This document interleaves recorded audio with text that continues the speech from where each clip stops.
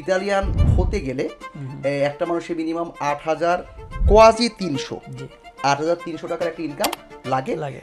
অন্যান্য রেসিডেন্স 5 বছর হলেই আপনি আবেদন করতে পারছেন। তবে শর্ত হচ্ছে কার্তা সৌজন্য না থাকার কারণে অনেক ক্ষেত্রে আমরা সবাই জানি বিইউ সার্টিফিকেট লাগে। পাসপোর্টের আবেদন তো কখনোই হয় না, হয় হলো যে সিটিজেনশিপের আবেদন।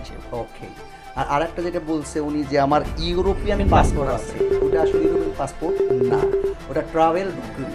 তো একটা মূল গুরুত্বপূর্ণ বিষয় আছে, আমরা সবাই জানি এখানে দুটো সার্টিফিকেট লাগে, right? Birth certificate, police clearance লাগে। আমরা তো আমাদের আসলে টপিক অনুযায়ী বিভিন্ন ভিডিও দিয়ে থাকি, তবে অনেকে কমেন্ট করে, ওরা আসলে টপিকের বাইরেও বেশ কিছু প্রশ্ন রাখে যেগুলোর খুব দ্রুত অ্যান্সার চায়। তো সরাসরি আজকে একটা ভিডিও করতে চাচ্ছি প্রশ্নোত্তর পর্বে। সেখানে আমাদের ভাইদের যে কোশ্চেনগুলো আছে আমি সরাসরি তাদের নাম নিয়ে কোশ্চেনগুলো করবো, আপনার কাছে উত্তর আশা করবো। প্রথমে আমাদের কাছে প্রশ্ন করেছেন যে ভাই ইয়াকুব হাসান, উনি জানতে চেয়েছেন ওনার আজিলো পলিটিকো সৌজন্য 5 বছরের, এবং উনি এখানে বাসা ভাড়া দিয়ে থাকেন, তার রেসিডেন্স কার্ড আছেন এবং ইউরোপিয়ান পাসপোর্ট আছেন বলছেন। তো উনি কিভাবে যেটা লাল পাসপোর্ট আর কি ইতালিয়ান পাসপোর্ট যেটা, সেটা দোমান্দ করতে পারেন, এটা ওনার ভাষায়। আচ্ছা, প্রথমত কয়েকটা শব্দগত কারেকশন করে নিচ্ছি। পাসপোর্টের আবেদন তো কখনোই হয় না, হয় হলো কি সিটিজেনশিপের আবেদন। ওকে, আর আরেকটা যেটা বলছে উনি যে আমার ইউরোপিয়ান পাসপোর্ট আছে, ওটা আসলে ইউরোপিয়ান পাসপোর্ট না, ওটা ট্রাভেল ডকুমেন্ট। ওকে ওকে, এই বিষয়গুলো আমরা একটু অনেকেরই ভুল ধারণা থাকে।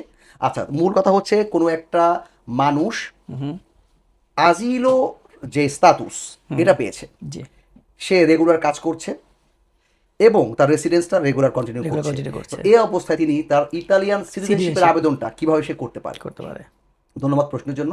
ইয়াকুব ভাইয়ের উদ্দেশ্যে বলছি, হয়তো আরো অনেকের উদ্দেশ্যেই বলা হচ্ছে একই কথা, যে আজিলো যারা পেয়েছেন, প্রপারলি যারা আজিলো পেয়েছেন, তাদের ক্ষেত্রে প্রথম সুবিধা হচ্ছে রেসিডেন্স 5 বছর হলেই আপনি আবেদন করতে পারছেন। তবে শর্ত হচ্ছে কার্তা সৌজন্য না থাকার কারণে অনেক ক্ষেত্রে আমরা সবাই জানি বিইউ সার্টিফিকেট লাগবে। কিন্তু আমরা মিলানে কি করে থাকি, আজিলোকে কার্তা করতে গেলে যেহেতু সার্টিফিকেটের কোনো বালাই নেই, এটা সব জায়গাতেই, কিন্তু আজিলো থেকে কার্তায় আসলে সার্টিফিকেটের কোনো বালাই নেই। তো আমরা সবসময় আজিলো থেকে প্রথমত কি করি, কার্তা সৌজন্যতে দিচ্ছি, যাতে করে বিগুনোর ব্যাপারটা থেকে তারা সরে যায়। নাম্বার 1। নাম্বার 2, তাদের 5 বছর রেসিডেন্স কন্টিনিউ আছে। নাম্বার 2। নাম্বার 3, তার লাস্ট 3 ইয়ার্সের ইনকাম আছে। ওকে, এবং এই 3 ইয়ার্স ইনকাম কন্টিনিউ করতে হবে, কারণ আমরা সবাই জানি ইতালিয়ান হতে গেলে একটা মানুষের মিনিমাম 8,000 কোয়াজি 300 8,300 টাকার একটা ইনকাম লাগে। অন্যান্য অনেকে একটা ছোট্ট ভুল ধারণা হয়তো থাকতে পারে যে এ বছরে 11,000, পরের বছর গিয়ে 6,000 টোটাল এভারেজ করতে চায়, বাট এটা কিন্তু হবে না। তার মানে কি মিনিমাম 8,283 বা 87 টাইপের আমরা ধরেছি। রতন দাতো 8,300 টাকা। এই প্রসঙ্গে একটু বলি, যদি এমন হয় যে প্রথম 2 বছর তার 8,000 ছিল, ক্রস করেছে, কিন্তু পরে লাস্ট বছরে গিয়ে তার 8,000-এর নিচে চলে আসে, সেক্ষেত্রে তাকে কি করতে, আবার নতুন করে 3 বছর রিস্কিওজো। ওই ক্ষেত্রে আমরা ওই যে অনেক ক্ষেত্রে লাবর অক্কাজিওনালের ব্যাপারগুলো অ্যাড করে কিছু টাকা এক্সট্রা দেওয়ার চেষ্টা করি, এটা পরে আসবো কোনো এক সময়।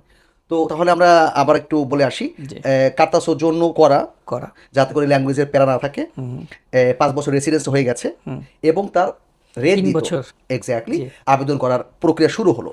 একটা মূল গুরুত্বপূর্ণ বিষয় আছে, আমরা সবাই জানি এখানে দুটো সার্টিফিকেট লাগে, right? Birth certificate, police clearance লাগছে। এখন কথা হচ্ছে সেটা আজিলো স্ট্যাটাস, দেশ থেকে আমি কিছু আনতে পারছি। এক্স্যাক্টলি।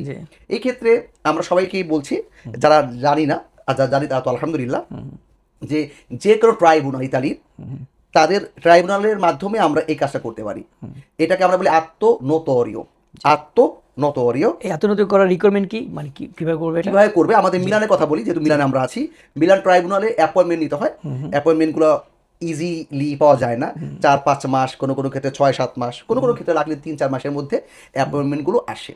তো অ্যাপয়েন্টমেন্টের দিনে 2 জন তেস্তিমনে লাগে, সাক্ষী লাগবে, এবং তারা দেবোনো এসে regularly in Italia, okay, con documenti, right? তো অবশ্যই নন দেবোনো এসে পারেন্তি, ওকে, এই ব্যাপারগুলো মেনটেন করে সে দুটা টেস্টিমনি নিয়ে যাবে। অবশ্যই কিছু টাকা নিয়ে যেতে হবে, কারণ মার্কাদামূলক যে বিষয় আছে এগুলো করে নিবে তারা। ওই দিন তার এই আত্মনোতরিও হয়ে যাবে। একটা আত্মনোতরির মধ্যে তার দুটোই ক্লিয়ার করে দেয়, সিয়া ইল certificato di nascita che il casellario giudiziario। ওকে, তাহলে তার দুটো কাগজে একটার মাধ্যমে হয়ে গেল। এক্স্যাক্টলি।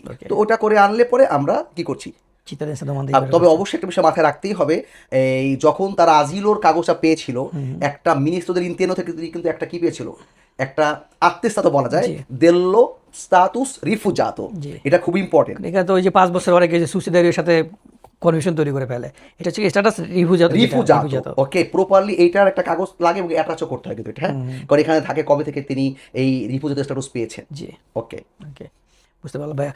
আর একটা ব্যাপার আমি জানতে চাচ্ছি, আপনি যখন বললেন যে কার্তা সৌজন্য করে তারপর আমরা চিত্তাধীন আবেদন করবো, তো সেক্ষেত্রে 5 বছর পর ধরেন সে কার্তার জন্য অ্যাপ্লাই করলো, এরপর কি তাকে আবার সৌজন্য স্কাউটের জন্য অপেক্ষা করতে হবে নাকি সাথে সাথে আবার পাসপোর্টের জন্য অ্যাপ্লাই করতে পারবে? আপনি এক্ষেত্রে তার নতুন করে সময় নষ্ট হচ্ছে না, কার্তা হওয়া মাত্রই তিনি কিন্তু কয়েক মাস আগে একটু মানে প্রিপারেশন নেওয়া শুরু করবেন, রাইট, যাতে করে 5 বছর 2-3 মাসের মধ্যেই তার সকল কিছু গুছিয়ে উঠে সে আবেদনটা করতে পারে। আর আপনি যেটা বললেন যে ওই পুলিশ ক্লিয়ারেন্সের বিকল্প হিসেবে যে আতরটা নেওয়ার জন্য যে অ্যাপয়েন্টমেন্ট লাগে, এটা কি আমরা দোমানদের আগে যেমন 5-6 মাস সময় লাগে বিলানোতে, সেটা কি আগে থেকে চিত্তাধীন দোমানদের আগে থেকে নিয়ে সেটা এগিয়ে রাখতে পারে কি? এক্স্যাক্টলি, কেন নয়, অনেক ট্রাইব্যুনাল বুনালে অ্যাপয়েন্টমেন্ট লাগছে না, কিন্তু মিলানের কথা বলছি, যারা কিনা আজিলো থেকে চিত্তাধীনে আসবেন তাদেরকে আমরা আগে থেকে এই অ্যাপয়েন্টমেন্ট নিয়ে রেখে এই গাইডলাইনটা দেওয়ার চেষ্টা করি আর কি আমরা। থ্যাংক ইউ সো মাচ, আপনাকে ধন্যবাদ।